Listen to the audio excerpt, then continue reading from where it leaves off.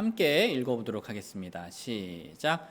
주께서 모세에게 이르시되 파라오에게 들어가라. 내가 그의 마음과 그의 신하들의 마음을 강팍하게 하였으니 이것은 내가 그 앞에서 나의 이 표적들을 보여주려 함이며 또 내가 이집트에서 행한 일들과 내가 그들 가운데서 행한 나의 표적들을 내가 내 아들과 내 손자들의 귀에 고하게 하려 함이라. 이로써 내가 주인 줄을 너희가 알리라 하시니라. 아멘. 오늘 말씀 주제는 다음 세대에게 꼭 알려야 할 것입니다. 다음 세대에게 꼭 알려야 할 것. 형제 자매님들, 우리가 지난주에는 하나님께서 놀라운 능력을 보이시는 목적에 대해 살펴보았는데요. 다들 기억나시나요? 네.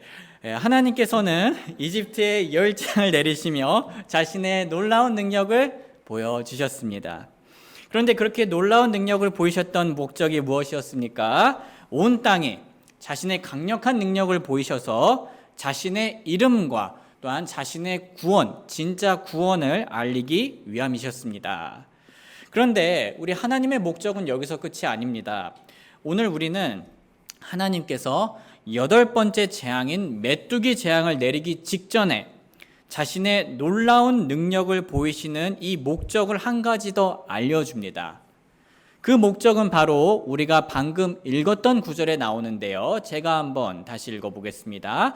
주께서 모세에게 이르시되 파라오에게 들어가라. 내가 그의 마음과 그의 신하들의 마음을 강팍하게 하였으니 이것은 내가 그 앞에서 나의 이 표적들을 보여주려 함이며 또 내가 이집트에서 행한 일들과 내가 그들 가운데서 행한 나의 표적들을 내가 내 아들과 내 손자들의 귀에 고하게 하려 함이라.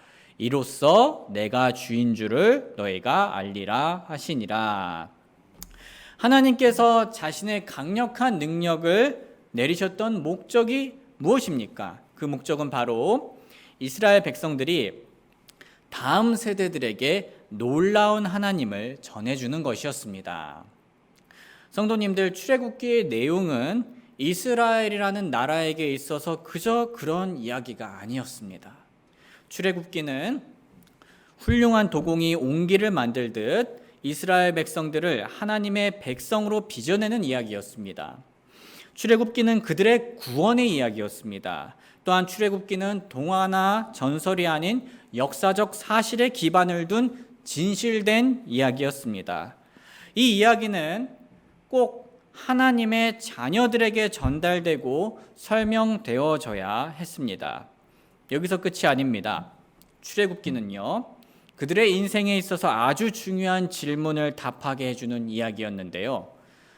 예를 들면 이 이야기는 이스라엘에게 나는 누구인가에 대한 답이 되어 주었습니다. 이스라엘은 하나님의 사람들이었습니다.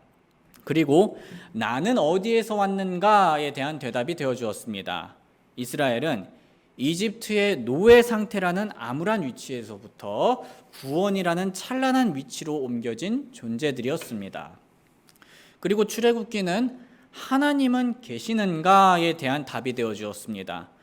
하나님은 그들을 구원하심으로써 자신의 존재를 분명하게 드러내 주셨습니다. 그리고 내가 사는 목적은 무엇인가에 대한 답도 되어 주었습니다. 구원받은 이스라엘 백성들이 사는 목적은 하나님께 영광 돌리는 것이었습니다. 하나님께서는 출애굽기에 나온 기적들을 통해 이스라엘 백성들이 하나님을 다음 세대에게 잘 전해주길 원하셨습니다. 성경을 보면 모세에게 있어서 다음 세대는 아니지만 이렇게 하나님의 말씀을 전해 들었을 때 아주 이상적인 반응을 보여주었던 사람이 있는데요. 그는 모세의 장인이었던 이도로였습니다. 모세는 다음과 같은 말을 이렇게 하나님에 대해 잘 전달했습니다. 모세가 나가서 자기 장인을 맞아 경의를 표하고 그에게 입맞춘 뒤에 그들이 서로 잘 지내는지 묻고 장막에 들어가니라. 모세가 주께서 이스라엘을 위하여 파라오와 이집트 사람들에게 행하신 모든 일과 길에서 자기들에게 임한 모든 고난과 또 주께서 자기들을 건져내신 일을 자기 장인에게 고하매. 모세는 참으로 명확하고 정확하게 그 사실을 전해 주었습니다. 그리고 이드로는 아주 모범이 될 만한 반응을 보여주었습니다. 한번 같이 읽어볼까요? 시작. 이드로가 주께서 이스라엘을 이집트 사람들의 손에서 건져내시려고 베푼 모든 선하심으로 인하여 기뻐하며 이르되 주를 찬송하리로다. 그분께서 너희를 이집트 사람들의 손에서와 파라오의 손에서 건져내시고 백성을 이집트 사람들의 손 밑에서 건져내셨도다. 이제 내가 주께서 모든 신들보다 위대하심을 아노니 그분께서는 그들이 교만하게 행한 일에서 그들 위에 계셨도다 하고. 당연한 말이지만 하나님께서는 모세뿐만 아니라 모든 이스라엘 백성들이 하나님을 계속 잘 전하길 원하셨습니다. 오직 너는 스스로 조심하며 힘써 내 혼을 지키라. 내 눈이 본 일을 내가 잊어버릴까 염려하노라. 내 평생 동안 그 일들이 내 마음에서 떠날까 염려하노라. 오직 그 일들을 내 아들들과 내 손자들에게 가르치라. 특히 내가 호렙에서 주 내 하나님 앞에 섰던 날에 주께서 내게 말씀하시기를 나를 위하여 백성을 함께 모으라. 내가 그들로 하여금 내 말들을 듣게 하여 그들이 땅에서 사는 모든 날 동안 나 두려워하기를 배우게 하며 자기 자녀들에게 가르치게 하려 하노라 하셨으므로 우리는 성경이 거듭해서 이스라엘 백성들이 자손들에게 하나님을 잘 전해야 함을 강조하는 것을 볼 수 있습니다. 계속해서 비슷한 예시들입니다. 이후에 내 아들이 내게 물어 이르기를 주 우리 하나님께서 당신들에게 명령하신 증언과 법규와 판단의 법도가 무엇을 뜻하나이까 하고는 너는 내 아들에게 이르기를 우리가 이집트에서 파라오의 노예가 되었을 때 주께서 강한 손으로 우리를 이집트에서 데리고 나오셨나니 곧 주께서 우리 눈앞에서 크고 굉장한 표적들과 이적들을 이집트와 파라오와 그의 온 집안에게 보이셨으며 우리 조상들에게 맹세하신 땅을 우리에게 주시려고 또 거기로 우리를 데리고 들어가시려고 우리를 이집트에서 데리고 나오셨도다.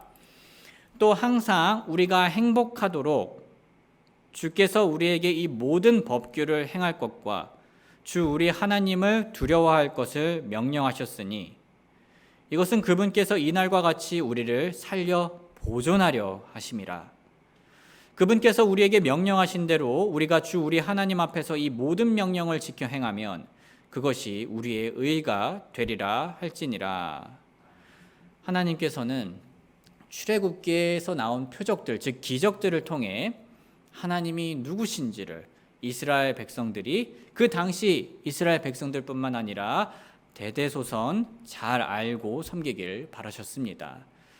그렇게 하여서 그들이 행복하고 또 보존되고 또 의롭고 올바른 삶을 살길 바라셨던 거죠.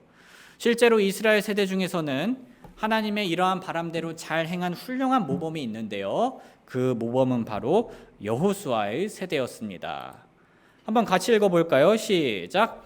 이스라엘이 여호수아가 사는 모든 날 동안과 여호수아보다 더 오래 산 장로들 곧 주께서 이스라엘을 위하여 행하신 바 그분의 모든 일을 안 자들이 사는 모든 날 동안 주를 섬겼더라. 아멘. 그분의 모든 일을 안 자들이 사는 모든 날 동안 주를 섬겼다고 합니다. 하나님의 원함대로 하나님의 모든 일을 안 자들은 여호수아가 죽은 이후로도 죄악에 빠지거나 방황하지 않고 주님을 섬겼습니다. 소중한 형제 자매님들, 지금까지 우리가 살펴보았던 것처럼 하나님께서 자신의 크신 능력을 보이셨던 이유는 이스라엘 백성들이 하나님께서 누구신지를 다음 세대에 알리길 원하셨기 때문이었습니다. 그렇게 하나님께서는 이스라엘이 계속해서 하나님을 그들의 주님이여 구원자로 믿기를 원하셨습니다. 이스라엘 백성들은 다음 세대에게 꼭 알려줄 이야기가 있었던 거죠. 그런데 성도님들, 이스라엘뿐만 아니라 우리 체러티 침례교회도 다음 세대에게 꼭 알려줄 이야기가 있습니다. 즉 우리 교회의 다음 세대 또는 우리의 자녀와 손자, 손녀들에게 꼭 알려줄 이야기가 있다는 겁니다. 그것은 바로 예수 그리스도의 이야기입니다. 모세의 세대는 하나님께서 이집트로부터 구원해 주신 것을 다음 세대에 전해야 했습니다. 우리의 세대는 하나님께서 우리를 죄로부터 구원해 주신 것을 다음 세대에 전해야 합니다. 형제 자매님들, 우리가 전해야 하는 예수님의 이야기는 어떤 이야기입니까? 우리에게 어떤 이야기입니까? 하나님께서 우리의 구원을 위해 보내주신 예수님의 그 이야기는 동화나 전설이 아니라 역사적인 사실입니다. 그분께서는 이 땅에 육신을 입고 오셔서 죽으심으로 대신 속죄하셨고 부활로 그 죽음을 승리하셨습니다. 그리고 그분은 우리를 위해 중보하시며 우리와 함께 계시고 우리를 여전히 사랑해주고 계십니다. 이런 예수님의 이야기는 우리 교회의 다음 세대나 우리 그리스도인 자녀들에게 꼭 필요한 것들을 알려줍니다. 예를 들면은 복음은요, 우리 예수님의 이야기는 그들이 누구인지를 알려줍니다. 예수님을 믿고 은혜로 구원받은 그리스도인들은 하나님의 소중한 자녀입니다. 또한 예수님의 이야기는 그들이 어디에서부터 왔는지 알려줍니다. 그들은 죄와 혼란으로부터 검진받아 그리스도 안으로 들어온 자들입니다. 또한 하나님이 누구신지를 알려줍니다. 그분은 긍휼과 용서와 사랑의 아버지이십니다. 또한 그들의 삶의 목적 또한 알려줍니다. 그들은 하나님을 사랑하고 이웃을 사랑하며 그분께 영광 돌리며 살아가야 합니다. 형제 자매님들, 사람들이 흔히 그런 말을 하죠. 역사를 잊은 민족에게 무엇이 없다 하죠? 네, 미래가 없다고 합니다. 역사를 잊은 민족에게는 미래가 없습니다. 사실 우리가 그 사사기만 보더라도 이 사실을 잘 알 수 있습니다. 하나님을 계속 반복해서 너무 빨리 잊었던 그 사사시대의 이스라엘 백성들은 악한 길에 쉽게 빠졌고 또 욕심과 욕망의 죄를 지으며 멸망의 구렁텅이에 계속 허우적거리며 빠지게 되었습니다. 우리 중 그 누구도 우리 교회의 소중한 다음 세대와 자녀들이 그런 죄악된 미래를 경험하길 원치 않을 겁니다. 그렇지 않습니까? 그렇기 때문에 우리는 예수님을, 우리가 듣고 우리가 경험한 그 예수님을 다음 세대에게 잘 전해야 합니다. 이것은 아주 진지하고 중요한 임무입니다. 그런데 형제 자매님들, 이것이 매우 중요한 임무인 만큼 우리는 이것을 효과적으로 전달하도록 고민해야 합니다. 마치 중요한 러브레터를 쓸 때, 중요한 보고서를 쓸 때 우리가 효과적으로 잘 전달하도록 고민해야 하는 것처럼 말입니다. 그래서 저는 고민해 봤습니다. 어떻게 하면 우리는 다음 세대에게 예수님의 이야기를 효과적으로 전할 수 있을까요? 그러다 문득 저는 어제 저녁 제가 설교학 강의 시간 때 배운 내용이 생각이 났습니다. 이분은 브라이언 채플이라는 교수님이시고요. 교파를 떠나서 설교학에서 꽤 유명한 분입니다. 이분은 한 수업에서 아리스토텔레스의 설득력 있는 연설법의 요소를 인용하며 말씀을 전할 때 그리스도인들이 고려해야 할 효과적인 요소들에 대해 알려주었습니다. 제가 이 수업을 들었을 때 이 요소들은 설교자들뿐만 아니라 다음 세대에게 예수님을 전하고자 하는 누구에게나 도움이 될 만한 가르침들이었습니다. 그래서 이 내용을 활용해서 예수님을 전할 때 우리가 고려해야 할 요소들에 대해서 한번 짧게 얘기해 보겠습니다. 우리가 예수님을 전할 때 가장 먼저 우리가 고려해야 할 요소는요, 우리가 해야 할 말들을 잘 준비해야 합니다. 우리가 전해야 하는 진리가 중요한 만큼 우리는 우리가 말하고자 하는 내용들을 최대한 논리적으로 그리고 성경적으로 문맥에 맞게 전해 주어야 합니다. 그리고 그 진리를 듣느니 다음 세대의 나이, 상황, 배경, 문화에서 충분히 이해될 만하고 반응할 수 있을 정도의 수준으로 표현해 주려고 해야 합니다. 그러나 우리는 이렇게 전달하려는 말뿐만 아니라 두 번째로 우리 마음의 감정에도 신경을 써야 합니다. 즉 내가 전달하는 예수님이 내 마음에 어떻게 영향을 끼치고 있는지를 점검해 보아야 합니다. 만약 우리가 다음 세대에게 전하고자 하는 예수님이 우리의 마음에 영향을 주고 있지 않다면 그 말씀이 다음 세대에게 영향을 끼칠 것을 기대하기란 사실 무척 어렵습니다. 예를 들자면 제가 만약 몸이 건조하게 나 죄인이고 너도 죄인이고 우린 구원이 필요해. 예수님 믿어. 그럼 은혜로 구원받아. 라고 이렇게 말을 한다면 어떻게 될까요? 듣는 사람 입장에서 별로 와닿지 않겠죠? 사실 제가 방금 말한 거 틀린 말은 하나도 없습니다. 하지만은 이렇게 몸이 건조한 말투로 실제로 이렇게 말하는 사람은 없지만 그 인생이 몸이 건조하게 이렇게 말을 하면은 듣는 사람 입장에서 별로 와닿지 않고 정말 자기가 말하는 걸 이 사람이 믿는 게 맞나? 라는 의구심도 생깁니다. 그런데 우리가 만약 정말 예수님의 은혜로 구원받은 것에 대해 평소 크게 감사드리며 예수님을 기뻐하며 진솔하게 복음을 다음 세대에게 전한다면 어떻게 될까요?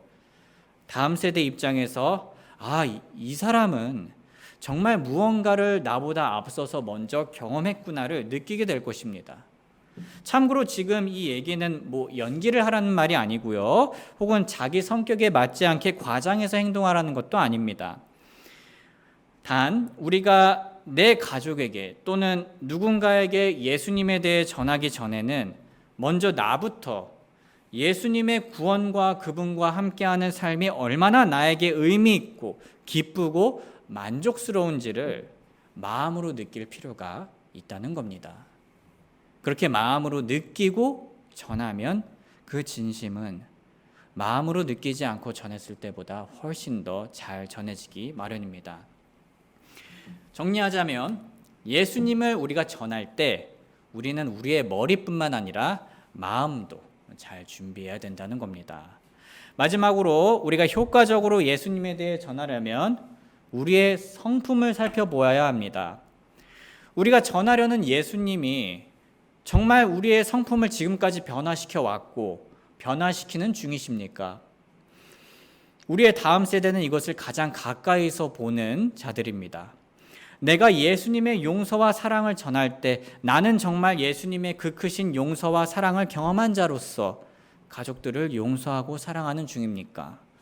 내가 예수님의 기쁨과 만족을 전할 때 나는 정말 그 어느 것보다도 예수님의 기쁨과 만족을 추구하려고 하며 삶에서 더 큰 기쁨과 만족을 누리고 있습니까? 내가 예수님의 오래 참음을 전할 때 나는 정말 그 오래 참음을 경험한 자로서 다른 이들을 향해 오래 참아주고 이해해주고 있습니까?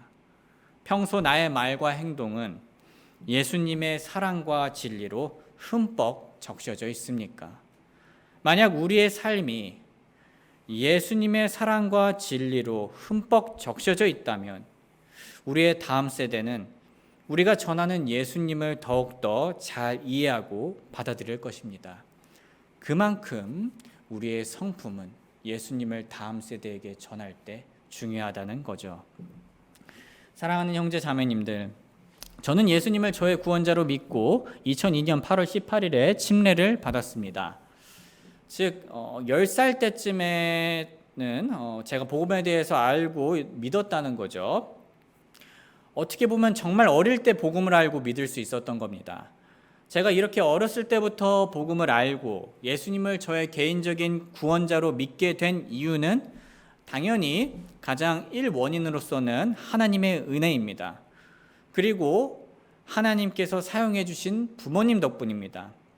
그런데 저는 하나님께서 저희 부모님뿐만 아니라 제 할머니를 저를 위해 크게 사용해 주셨음을 얘기하지 않을 수가 없습니다. 제가 어렸을 적에 잠이 들 때면 할머니께서는 저에게 자주 성경 이야기를 해주셨습니다.